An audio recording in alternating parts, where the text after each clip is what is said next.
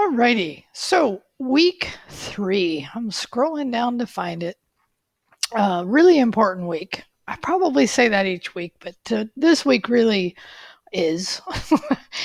In that, we're going to walk you through the install and setup of some software on your local system. And where we've been using GitHub, we're now going to move to having Git installed locally, and we're going to clone the repos that you've been working on out on GitHub.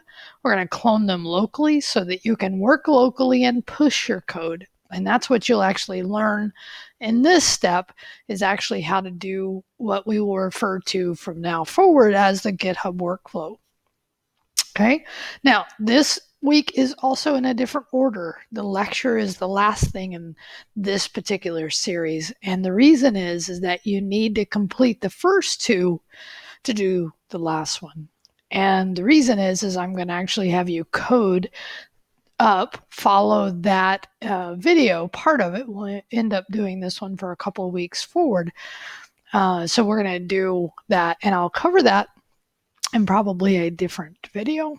Okay, so the first thing I'm going to do is I'm actually going to move into a Windows environment. You may have noticed that I use primarily a Mac, but I've used Linux, I use Windows, I really use whatever is in front of me. But I'm going to run Windows inside of a virtual box. Okay, what that just means is that I'm running it virtually inside of my Mac environment. All right, so here on week 3, the reason I'm switching to Windows is that I find most students use Windows, which is totally great. I want to be able to support whatever version you're working on. So let's look at this first item, which, by the way, for this particular week, you may have several videos that cover these topics. You most likely will. So make sure you are watching the one related to what you need to do. So you need to install. You're going to install VS Code, which I've given you a link here to. So VS Code is Microsoft's IDE that is a bit more scaled down than their full-blown Studio. And this is Visual Studio Code. And make sure you use the link I've given you here in order to install that into your local system. There really is nothing I think I could cover there, except that once you get it, you will have an icon for Visual Studio Code. Now, I'm going to go ahead and open Visual Studio Code because I have it installed on my local system here. Again, inside my virtual environment. And once you install it, you typically get what's called the welcome screen. Now, yours may look a little different, but this is in general how it will look. Interesting, as we move through this course, you will learn more about several of these options. And you'll learn the interface as we go. But the next thing I'm going to have you install is something called Git. Okay. Now, there is a built-in version of Git that allows you to use the editor, but we're going to use Git, G-I-T, in a way that is command line. So you need the full-blown Git to do that. So now once you have Visual Studio Code installed and open, and by the way, it's really helpful also to have GitHub logged in. And then you're going to go to this link. Now, again, if you're on Mac, this will show you the Mac download. If you're on Windows, it will show you that one. And then in this case, I actually need to change this because I found a video that walks you through the very common options for installing Git on Windows. For Mac, it's pretty straightforward. I don't really see anything there. But I'm going to show you so the next thing you need to do is actually install Git on your local system, okay, for your particular operating system. And once you do that, have these two things done, now we can actually do the work you need to do to having these things set up. And the first thing we're going to do is install or create a folder to hold your repos. Okay, and I'll show you what I'm going to name mine, and then I'm going to show you how to clone the repos that we've already created. So let me now move over to VS Code. And just to show you a few things, one of the things we're going to do is make sure that we have a terminal open, okay? let me show you about this, because in your system, when you do new terminal here, you may get different types of terminal, because there are terminals installed just in the Windows environment itself. As a matter of fact, once you install GitHub, Git locally, you will realize is that you have a whole new app, and you can use that. As a matter of fact, if you want to look, you can actually see by just typing in, right, the new way Windows does things. You can just type Git, and you will see the different like Git bash options. But what I'm going to show you, and I think it's the most straightforward way to do this, is actually if you don't see bash selected here, just click into here, and then hopefully you will see it. If not, you hit plus, and then it gives you all the different options you may be able to set up. But typically, bash should just be listed once you've installed Git on your local system. Now, if it doesn't, one of the things you can try is just go ahead and close Visual Studio Code. You can close it and open it up again. That's one of the things, because I don't know if you know this, but why did it get rid of the icon? Oh, just for a minute there it did. By the way, my virtual environment here runs a little bit slower because it's in the virtual environment. So sometimes I have to get a little creative when I'm waiting for the thing to load. So now when it comes back, let me show you again what I was trying to demonstrate the first time, which is hopefully you have the option. Wonder why it's got two windows open here. Oh, it's trying to show me the release notes and by the way, this is very common in VS Code, is because it updates so often. You get a little indicator every time it updates, which is kind of nice. So again, in bash, in your terminal, again, I went up to terminal, I clicked in, I selected bash. I recommend you do, just to verify that Git is installed. I'm going to do git -- version. Helps when I spell version, right? Now this is a 2.18, which I noticed today based on looking at. It's a little bit older, but that's okay. That just means, for something like Git, it's totally fine. All right, so now that I know I have Git installed, I'm actually going to create a folder that I'm going to use on my local system in order to house maybe all of my repos that we are going to clone for this class. Sounds like a lot. Just let's walk it through it. Remember, you can also pause at any time in this video to do a step. So I'm going to do, and this might not make sense, I'm going to open a folder, but in the process of opening it, I'm actually going to create a folder. And this interface, no matter if you're on Windows, Linux, or whatever, you have the ability to create a folder. Now I'm going to do it specifically for me on my desktop. You can also do it in documents somewhere else if you wanted. I happen to like to organize my stuff here. And then I'm going to, under my desktop, I'm going to create a new folder, and I'm going to call it FA for fall. Now, again, you may be watching this in a different semester like spring, and I'm going to do 20, right? I could do 2020, but I like to keep my directories pretty small.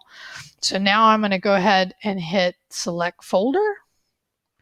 And so what this does, once it actually does it, is it opens my VS Code now in this folder.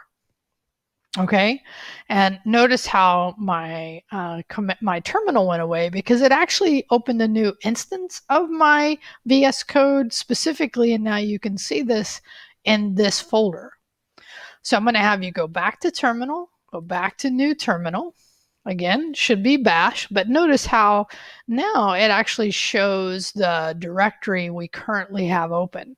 This becomes a little more important after we do the next step, because then you can either open each specific repo, or you can open up this holding directory. So to show you the next step, which is, and let's just go back here. So now that we've done this, we've created the folder. I've shown you what I've created mine, and now we're going to do Git Clone. Now, anytime you see in Canvas like this. What this means is this indicates this $sign in the command line. Now, again, depending on your operating system, then this may look a little different. So we're going to clone. We're going to type git clone. Now we could copy and paste this, or we could clone it. But what are we going to clone? We're going to clone the URL that we get from our repos, and we'll do one at a time. So we'll do this 3 times. So I'm going to go over to GitHub now. Okay, in GitHub, I'll start with the ones in 82. Okay, so I end up having one folder that has my 3 repos housed inside of it. I'm going to go into my private repo. Okay, and now in here, and this interface looks similar because we've been in here modifying files, and what we're about to do is clone this, make changes locally, and push code. That's what you'll do in the next assignment. So over here, if you notice, there's an icon that actually shows code. And what you can do here is you can clone with HTTPS. Now we will do that. As a matter of fact, I think when you take Todd's class, he may show the SSH. If not, if you go on and take my JavaScript advanced server side, you will learn SSH, which is another way to do it. But here you can either select that or just hit copy. Okay, and now I'm going to go back down here. And now if you remember, and again, I could have done, I'm going to git clone. Now this is important, git GIT space CLONE, and then I'm going to paste that URL. Now, before I hit enter here, I want to make sure I'm in that folder that I've created that's going to hold all 3 of my repos. Okay, and so now it's cloning. It's asking me to log on to GitHub. This is a very common thing, and depending on your setup here, you may be asked for a different type of login. Now, I'm going to log in with my main account just because I end up cloning other things. This may also be a change in your local system. I'll go ahead and log in here. And it's cloning that. So that's an important piece because what it's doing is it's connecting what was out on GitHub from my user account. So it authenticates me from the command line, which, by the way, notice now I have that folder up here and I have those files that we've been creating. Okay, but notice how down in my command line, I'm still setting in that same desktop FA directory, because what I'm going to do now is I'm going to move back to GitHub and I'm going to clone my next 2. Okay, and then after we do that, we'll do a command that will help you make sure you're logged in correctly, or that you have some configuration set up. Okay, so gosh, I don't remember. It's been forever. I did the private one, so let's do the public one now. So on the public one, which is here, we do the same process. Okay, we come over here, we copy the URL, we come to VS Code, and now, by the way, I could either do up arrow, but in this case, I'd have to backspace, or I could just type in the pieces that are different, right? Paste that. Now, making sure and in this case, when you slow down and read, it's really helpful. I can see that I did the private here. I'm doing the public now, which is awesome. Again, because I've already logged in, it already has my credentials here. So now I have 2 of the 3 that I need. Okay, so let's go back, because remember the third one was the one that you did. Let's go back to your user account. Let's go back here. Now the next one is the one you created outside of our course organization that is going to be for your particular, and remember this, your GitHub IO one. We did that, I think, last week. So in here, I'm going to go into that GitHub IO one. Now we're going to clone that one. So what we're doing is making these 3 available. I'm going to copy this one too. So even though they're on different places in GitHub, they're going to be under one directory here only for organization. Okay. By the way, it doesn't really matter how you do it. I'm just giving you what I find to be best practices. So now you can see, if you're looking at my screen, I now have cloned And what's cool here is that you actually can see in this directory that you have open called FA20, the 3 repos that we have for this class. Now I use my VS Code set up this way, so no matter where I'm at, I can always open whether it's a private or public or my other one. Okay, but these are 3 separate GitHub repos. Okay, keep that in mind. All right, so now we got that part done. Let's actually go look at now what I want you to do. Let's go back here. Okay, so now I want you to run some global options. And the reason you do this is if you don't do these next 2 steps, the first time you go to do the GitHub workflow, which is the next item, you may run into an error that it doesn't make sense. So what you want to do here is, again, on the command line, okay, you can copy this part, and then in the quotes you would put your username, right? Whatever you gave for the name part, and then the email. And notice how these are quotes and these are not. So I'm going to copy this. I happen to already have mine set up, so I don't have to do it, but I'm just showing you that's the part you need to do. Again, I could do this, and then I could type, right? For me, I think I named it FCC student, like that. Okay, whatever your name, which yours probably makes more sense. I'm just going to show you mine because dash global. Now, again, this is because I've run these commands already. List. Okay, so you can already see that mine is set up with my username and my email. And these are important for us to do the next steps. Okay? All right, so what you want to do now, you're actually at the end of this lesson. This particular one, what you need to do is take a print screen of your VS Code with your 3 folders, and you upload it into your public GitHub directory. Now, right, taking a print screen of this will be no, actually, let's just do it. In Windows, I have a snipping tool. Hopefully I do. Yep, there I go. Okay, so I would take a new snip of, actually I wouldn't be here, I'd be here, right? I'd be on my GitHub repo. So let me slow down and do this correctly, right? So I'm going to do this mode. Oh, actually, I guess I would only select that once I have this up. So I think that was the mistake I was doing. On the Mac, hopefully you've learned how to do, there we go. So now when I'm here, if I do new, and then I'm going to do just the entire thing, which is new, boop, boop. I think it's already, oh yeah. So then I can either do a full screen or I can just do, I'm going to click and drag. There we go. Cool. Now, why am I showing you this part? Because we've already done this part. Save as. I'm going to call this, you can name this wherever you want.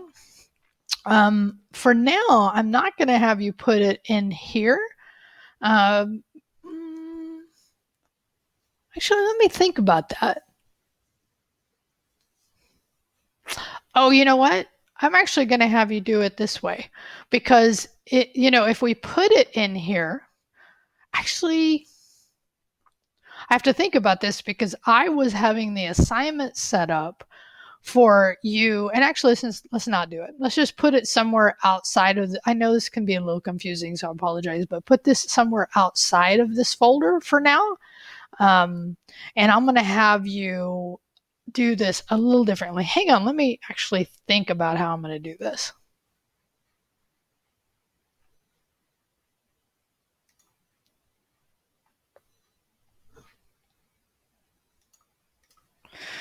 Okay, sometimes you just have to be flexible and figure things out. For this particular one, I was originally intending you to upload it into here. And if we do it that way, I'd have to teach you a different command, which is actually good to learn different kinds of commands for using your GitHub, but I'm trying to also make it easy. So, that's what happens sometimes. So now that and I'm going to go back down to my Windows. I'm going to go ahead, and this is where I stopped at. I'm actually not going to save this file. I'm just going to leave it as a default name. I'm going to not put it in that folder. I'm going to put it just on, for me, on my desktop. Okay. Cool. All right, so now I'm going to go ahead and get out of again, wherever you're taking it. And maybe later I'll talk to you about the command we could have used here. Okay, so now at this point, all you have to do, and I'll just show you this because this is kind of a fun way to actually do, we haven't been doing it this way, but on the hands-on to show that you've done this work, okay, what you do here is in your reply, and this is about the only time I do this particular option, we're going to attach. I'm going to choose file.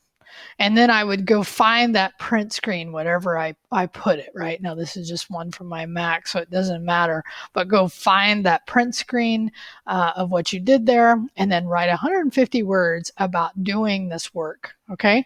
Now, remember, hands-on don't require you to actually do replies, but we've done a couple steps here, and you've learned hopefully some good things. You might talk about if you did this differently. Again, I will change this to just say attach that, but it could show the other way as well. Anyway, I'll see you on the next assignment.